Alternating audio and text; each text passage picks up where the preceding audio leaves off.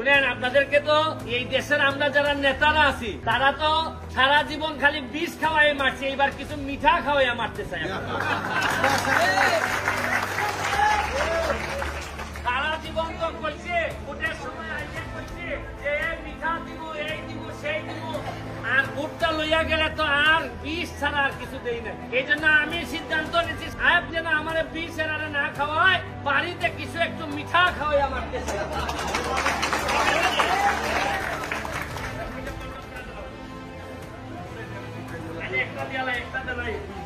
বছর আগে আমার মাথায় কিছু চুল ছিল, এখন তো পইয়া গেছে। 7 বছর আগে আপনাদের মাঠে আমি ফুটবল খেলতে আইছিলাম, তখন আমার লোকজন বলছিল যে এই যে স্কুলে যাইতে ওই যে সিনাই বিলের ব্রিজটা বেলে নাই, মানুষের ছেলে মেয়েদের কষ্ট হয়, তা আমি একটা কাঠের ব্রিজ বানাইছিলাম এখানে। পরে কাঠের ব্রিজটাও ভাঙলো, একটা পাকা ছোট ব্রিজ বানাইছিলাম, এটাও ভাঙলো। পরে সরকার বড় ব্রিজ বানাই দিল। এই লেগে আমার লাল চাঁদের সাথে আমার একটা সম্পর্ক। এরপরে বিভিন্ন সময় নির্বাচনের সময় আইসি, বিভিন্ন লোকের পক্ষে, নৌকার পক্ষে আপনাদের জন্য ভোট চাইছি আপনাদের কাছে। এই যে শুরু করছিলাম ব্রিজ বানানো, এখন পর্যন্ত খালি চুনারঘাটে আমি 48টা ব্রিজ বানাইছি এখন পর্যন্ত। এত যে ব্রিজ বানাইলাম, একটা হাততালি দিতাই না নি?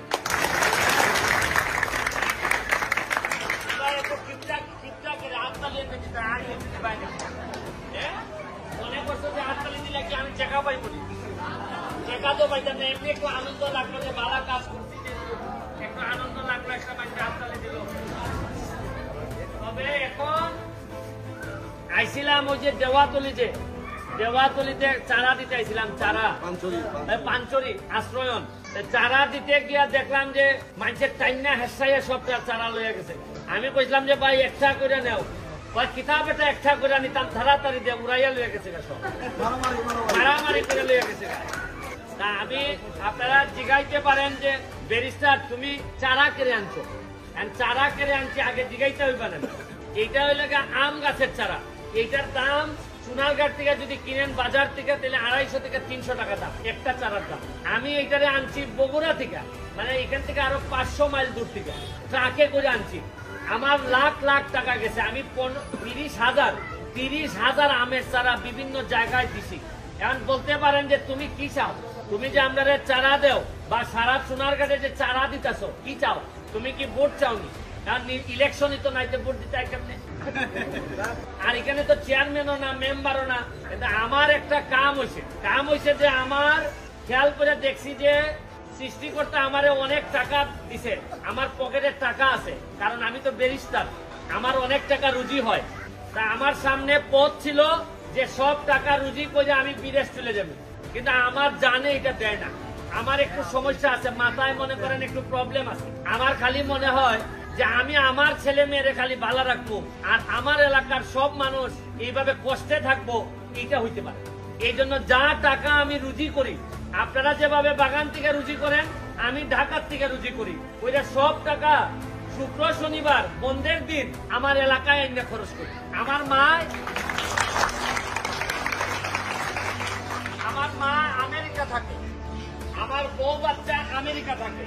এরা আমারে প্রত্যেক দিন সকালে কয় এই মরার এখানে কেড়ে থাকছো, আইসা যে আমেরিকা, বাংলাদেশে আর থাকা লাগতো না।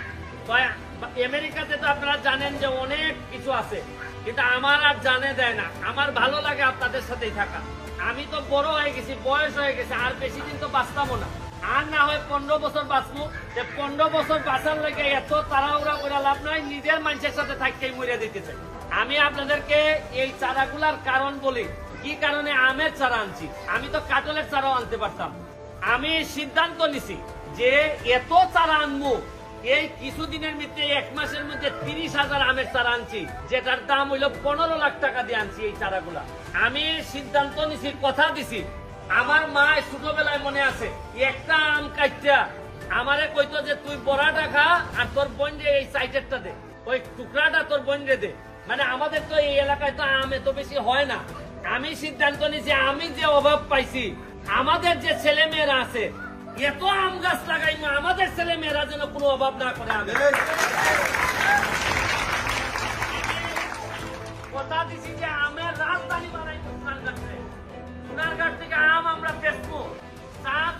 চা পাতা যদি আমরা বেচতে পারি, চা থেকে যদি আমরা চা পাতা বেচতে পারি, তাহলে ঘরে ঘরে ঘরে যদি 5টা 7টা আম গাছ থাকে, আমরা যত্ন করলে আম বেচতে পারতাম না আমরা? আমি সব বাগানে দিছি, সবগুলা চা বাগানে আমের গাছ দিছি। আমি আপনাদের এখানে মনে হয় কত 400 চারা দিলাম। আপনাদের কাছে আমার একটা বড় জুড়ে আমার একটা প্রার্থনা, এটা আমার বড় কষ্টের টাকা দিয়ে আমি কিনে আনছি। আমি এই চারার বিনিময়ে আপনাদের কাছে কিচ্ছু চাই না, শুধু একটা জিনিসই চাই, যে মনে করেন আমার একটা ছেলে মেয়েরে আপনার বাড়িতে রেখে গেছি, এইটারে যত্ন করবেন, আল্লাহর রাস্তায় মাইরেন না এটারে। আপনারা একটু কথা দেন, যত্ন করবেন তো এটারে। আপনাদের গাছে যদি আম ধরে, আমি কোনোদিন আইসা আম খাইতে আসবো না। আমি বলবো না যে আমার অর্ধেক আম দেয়া দাও, আপনার তো আপনার ছেলে মেয়েরাই খাবে। কিন্তু আপনাদের কাছে আমার সৃষ্টিকর্তার মানে বলতেছি, আপনারা চারাগুলারে মরতে দিয়েন না। যখন শুকনার সময় আইব তখন কষ্ট করে একটু পানি দিয়ে। আমি এখন আপনাদেরকে দেখাইতেছি এই চারাটা কিভাবে রোপণ করবেন। এই একটা চারা নো,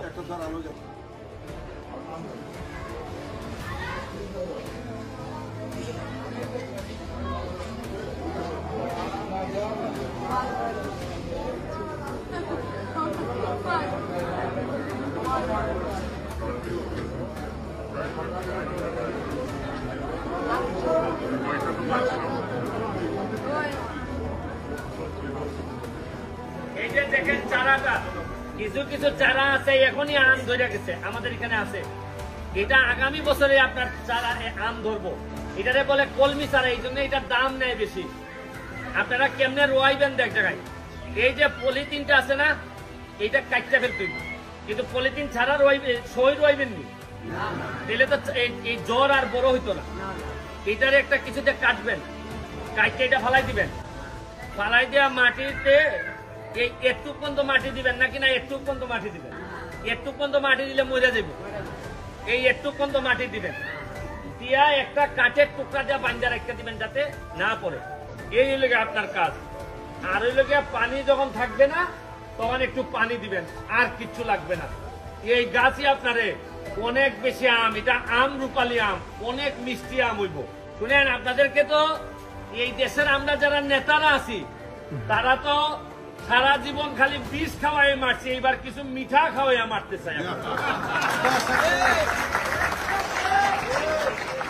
সারা জীবন তো কইছে, ভোটের সময় আইলে কইছে যে মিঠা দিব, এই দিব, সেই দিব, আর ভোটটা লইয়া গেলে তো আর বিষ ছাড়া আর কিছু দেই না। এই জন্য আমি সিদ্ধান্ত নিচ্ছি, সে না আমার বিষ এরারে না খাওয়ায়, বাড়িতে কিছু একটু মিঠা খাওয়াইয়া মারতে চাই।